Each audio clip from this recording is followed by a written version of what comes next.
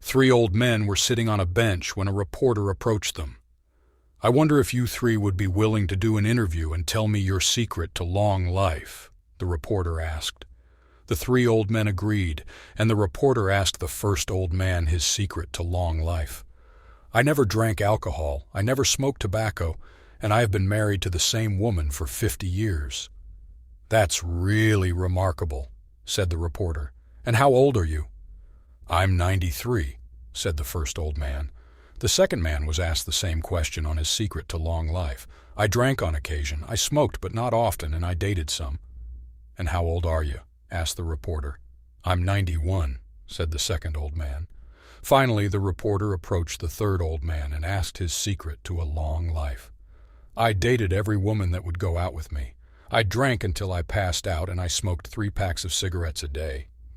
"Wow," said the reporter. "And how old are you?" 29, replied the third man. At the end of the tax year, an IRS officer was sent to check the books of a local hospital. As the officer is checking the books, he turns to the head of the hospital and asks, "You buy a lot of bandages. What do you do with the pieces at the end which are too small to be of any use?" "Well," responds the head, "we do not like to waste here at the hospital. So we save up those pieces and send it back to the factory where we buy them from. And every so often they send us a free roll."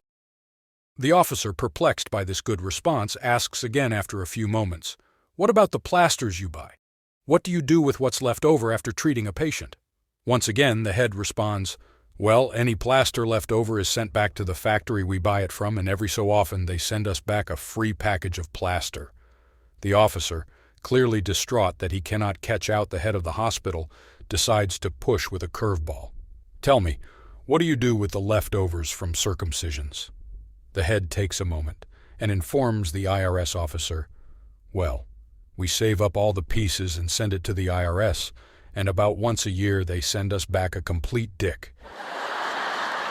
Moish the carpenter, returning home with his week's wages, was accosted by an armed robber on a deserted street. "Take my money," said Moish, "but do me a favor. Shoot a bullet through my hat, otherwise my wife won't believe I was robbed."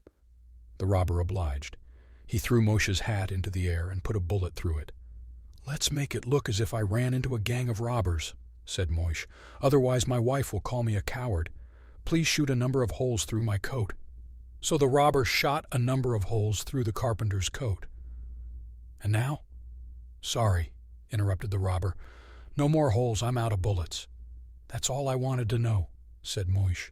"Now hand me back my money and some more for the hat and coat that you've ruined, or I'll beat you black and blue." The robber threw down the money and ran.